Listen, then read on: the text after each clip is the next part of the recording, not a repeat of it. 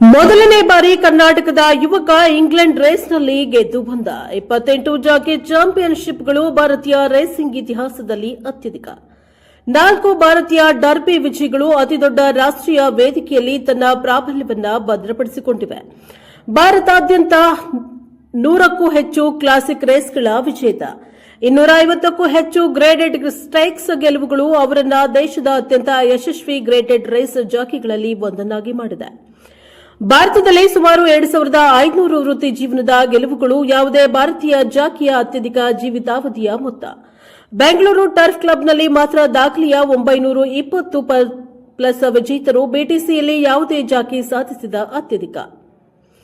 Royal ಅಸ್ಕಾಟ್ನಲ್ಲಿ ನಡೆದ ಶರ್ಗರ್ ಕಪ್ನಲ್ಲಿ ಜಯಗಳಿಸಿದ Asia ತಂಡದ ನಾಯಕ. ಇದು ಐತಿಹಾಸಿಕ ಅಂತಾರಾಷ್ಟೀಯ ಸಾಧನೆಯಾಗಿದೆ.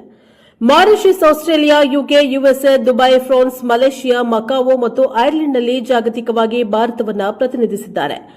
ಭಾರತೀಯ ರೇಸಿಂಗ್ ಅನ್ನು ಪ್ರಮುಖ ಅಂತಾರಾಷ್ಟೀಯ ಟ್ರ್ಯಾಕ್ಗಳಲ್ಲಿ ಸಾಗಿಸಿದ್ದಾರೆ. ಇಂಗ್ಲೆಂಡ್ ಅಸ್ಕಾಟ್ನಲ್ಲಿ ನಡೆದ ರೇಸ್ನಲ್ಲಿ ಚಾಂಪಿಯನ್ ಶರ್ಗರ್ ಕಪ್ ಐಕಾನಿಕ್ ಅಸ್ಕಾಟ್ನಲ್ಲಿ ಭಾರತೀಯ ಜಾಕಿ ಸೂರಜ್ ನರೇದು ಇತಿಹಾಸ ಸೃಷ್ಟಿಸಿದ್ದಾರೆ. ಶರ್ಗರ್ ಕಪ್ನಲ್ಲಿ ಏಷ್ಯಾ ತಂಡವನ್ನು ರೋಮಾಂಚಕ ಗೆಲುವಿನತ್ತ ಕೊಂಡೊಯ್ಯುವ ಮೂಲಕ ಅಸ್ಕಾಟ್ನಲ್ಲಿ ಗೆದ್ದ ಮೊದಲ ಭಾರತೀಯ ಜಾಕಿಯಾಗಿ ಸೂರಜ್ ನರೇದು ಇತಿಹಾಸದಲ್ಲಿ ತಮ್ಮ ಹೆಸರನ್ನ ಬರೆದಿದ್ದಾರೆ. ದೇವರಹಳ್ಳಿ ಕೆಂಪೇಗೌಡ ಏರ್ಪೋರ್ಟ್ಗೆ ವೆಲ್ಕಮ್ ಮಾಡಿಕೊಂಡು ಅದ್ದೂರಿ ಸ್ವಾಗತವನ್ನ ಕೋರಿದ್ದಾರೆ. Bureau report Vedamurthy, NK TV4 Bengaluru.